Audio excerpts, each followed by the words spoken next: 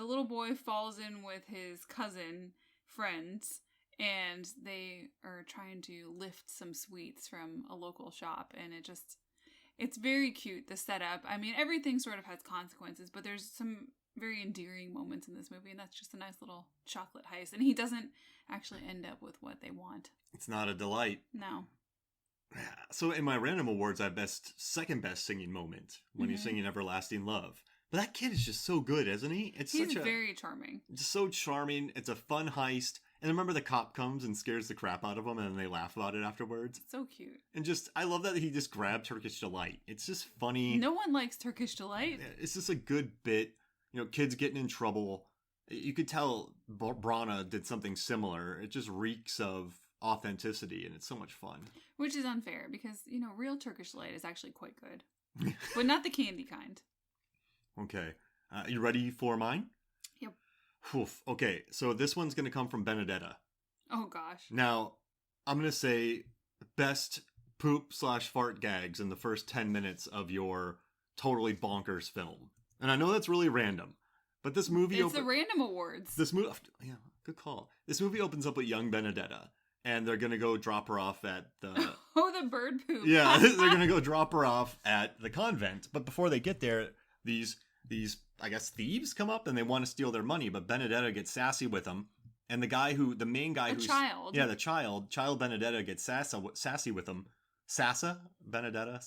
Oh, gosh. And a bird just poops in the main sassy guy's face. Well, they say that she's favored by God, and she tells him to give back the necklace, and a bird poops on him. And so they laugh, and they give her back the necklace. It's such a nice little scene, because you're like, oh, are her parents going to be killed? Is what's going to happen? But she's like, God will spite you, and then the guy gets pooped on, and they give back the necklace. Credit to Rolling Stone for giving Benedetta the #1 spot on their list this year, because that's bold. They get Paul Verhoeven. They do. Go read the description on the Rolling Stone post. We can link it somewhere, but I mean, it's a good description. I mean, much like Malignant, nothing in Benedetta is an accident.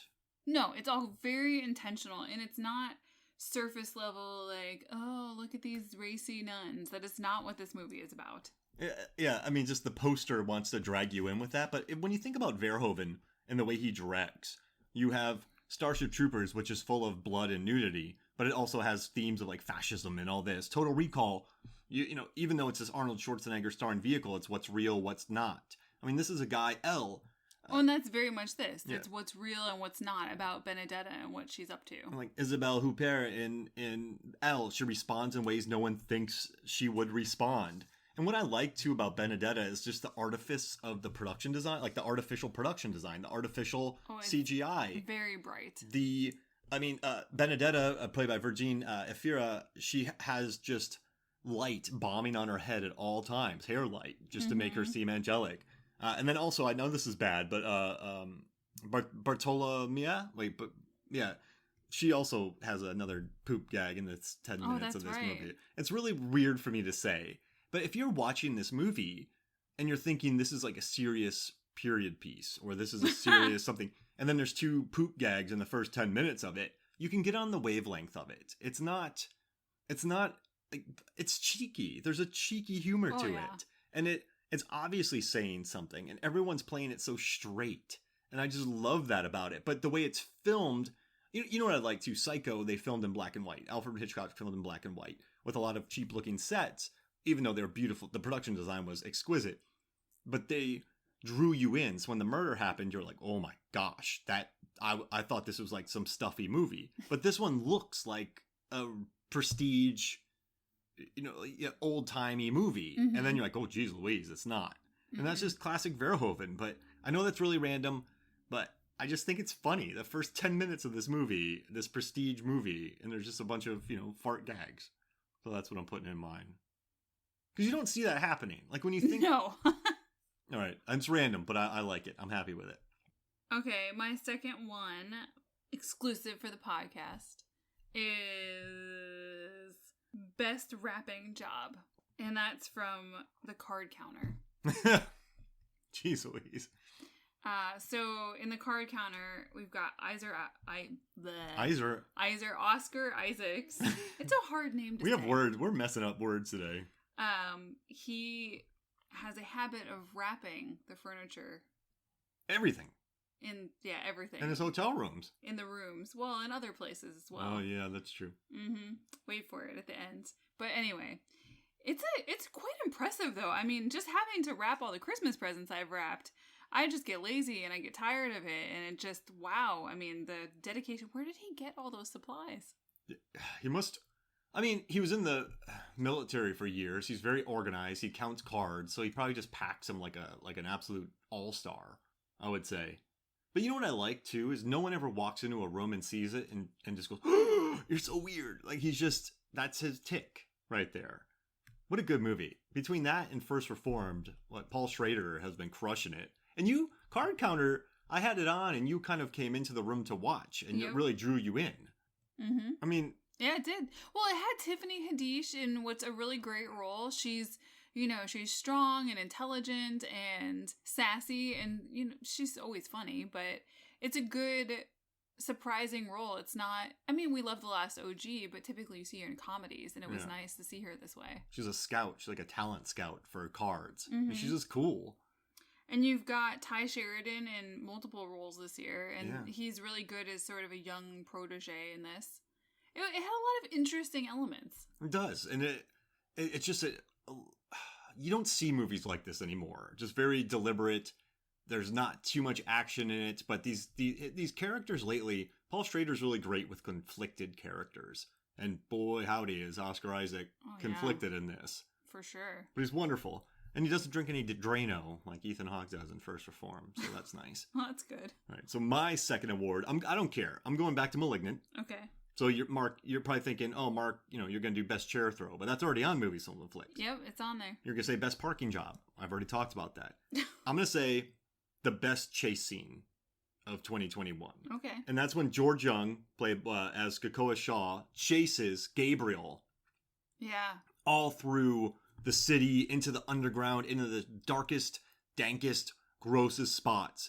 And you just think, you're like, this guy's going to die. Oh, like, yeah. Underground cities were having quite a moment this year as well. That and Pig. Mm-hmm. And it's just, you're like, this guy is an idiot for chasing down this Gabriel. Yeah, kind of. And the production design is just beautiful. We already know he's a murderer. Exactly. And so what's this guy, George Young, going to do against him? Mm-hmm. But he chases him down and he doesn't die. But you know what I mean? Normally in movies like this, the guy dies. And it's just over.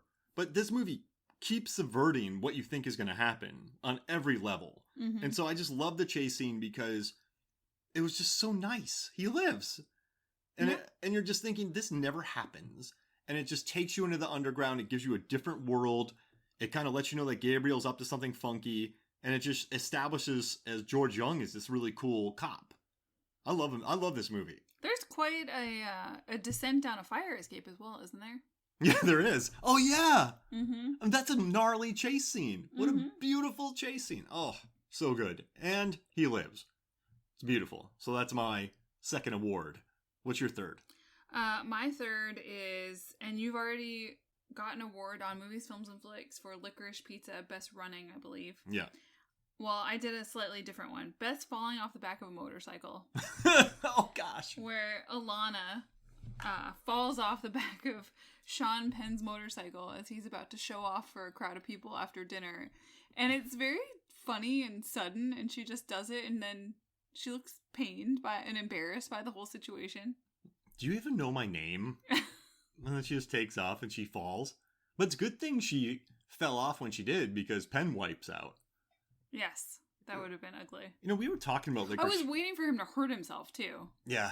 Another subversion of kind of trends, I guess, or tropes that he doesn't get hurt. But we were talking about this movie the other day. It's a good walk-in. You could put this movie on, go wash the dishes, watch, because it's so many different scenes. There is a through line for it, but there's so many little multiple scenes that you can just walk in and out of this movie. It's a good hangout picture. Yeah, it's really just different little stories about these people. And she's funny, isn't she? Yeah, she's great. I love that scene where she's like, you gotta stop fighting with everybody. And she's like, F you! Oh, her sister? Yeah, they just wrote that scene for her to be a maniac. Well, she is a maniac through the whole movie. Yeah, she is a maniac. I thought you were gonna maybe say best waterbeds. Oh, that was actually listed in some of the best what was it, Shots of the Year by Ringer. Ringer. I mean, it is. Yeah, it's a great shot. So I'm only going off script, Megan, just for one award, but I have to do it. Okay. So this is in my Movies, Films, and Flicks random awards, but I gotta add it, okay? So it's in the movie King Richard. And so not only does King Richard feature the best tennis I've ever seen on screen, it features John Bernthal as Rich Massey, a tennis coach. John Bernthal, the Punisher. He's so good. Walking Dead, Meg. He's a different criminal. And this he's a very earnest tennis coach. Yeah. Floridian tennis coach. Woof. But his accent and just remember how happy I was? Like, I'm like, John Bernthal is like a really nice tennis coach. He was just really nice. He was a good character. I mean, he's a great actor, but he really pulls this role off. Just the accent and just, he's kind of naive to it. I don't know if he's looking out. Like, he adores these kids. He has to deal with Richard a lot. Jeez Louise. But yeah, I mean, I just love watching Bernthal in this movie. I think he is so good. And also, I just want to say that Demi Singleton and Sanaya Sidney, they are excellent tennis players. Jeez Louise. They actually know how to hit a tennis ball. And it's beautiful. It's kind of nice, right? We just sort of talked about that in the Deep Blue Sea, the podcast episode about Covenant. The Covenant, yes, because there's a swimming scene and we were discussing sports in movies and when it actually looks good versus when it doesn't. Tennis is a hard sport to just ask an actor to get good at in a month. So I'm glad that they found tennis players to be in here. Tennis is hard for people in the suburbs. We see the people around here all the time. But just Bernthal, geez Louise, Richard, what's going on? We got to get these kids out there, Richard. These kids are just so great, like we just got to get them out there. FIFA wants to talk to you, Richard. Like just John Bernthal is nice and animated. He doesn't stab anybody in the face with a pencil. That's nice. And it's lovely. I mean, Boss Level is really good. Yeah. But I guess, Grillo's in that. Yeah. Does he stab anybody in the face with a pencil? He must. He kills people in a lot of creative ways. Best pencil stab since John Wick 2? Or since... John Wick 3? No, the infamous one is in... What was that show? Orphan Black. Oh, gosh. Rachel gets stabbed in the eye and then she gets a bionic eye. Yeah. I mean, that's trading up. Sarah! Oi. All right, so how about this? Let's take a quick break, and then when we come back, we will finish up our random awards. We'll be right back. Welcome back to Movies, Films, and Flicks. And we're back at it. We're back at the random awards here, Megan. We're here. We're doing it. I mean, we've covered a lot of movies. I'm just trying to name drop all the 2021 movies that I love. So, Mandibles. You weren't really into Mandibles. It's so stupid. But that's the point. So dumb. But that's the point. But I didn't enjoy the dumbness. I know you did. That's the best pool scene. No, I enjoyed talking about it more than I did watching it. It's one of those movies where it's got a lot of interesting concepts or funny anecdotes that you can talk about. But it was not pleasurable watching it for me. I think it features one of the best endings of any 2021 movie. Because... I don't want to give it away, but just the realization that they have. See, but talking about that is fun. All right, what's your fourth random award? All right, I'm going to take a note from your book, and I'm going to pull one off of the website list that we came up with and posted. So it's the Best Pancake Flip Award, which was in Petite Maman. So the two children in the movie are real-life sisters, and their chemistry is just amazing. I mean, they're adorable together. They're making pancakes together. They're having, a sleepover. Mm-hmm. And it was such a nice scene. They're so cute, and they're enjoying themselves, making a mess and making these pancakes, and it's just adorable. And they make each other giggle, and it's just so cute. It's such a nice moment, too, because these kids are so wildly precocious and super intelligent children. Oh, yeah, they do acting scenes together, and they're pulling off a play, and they're so smart. And so to see them giggle and flip pancakes in the air really high and just be children, it's fun. It's such a nice moment. It's probably one of the more pleasant movies of the year. Oh, for sure.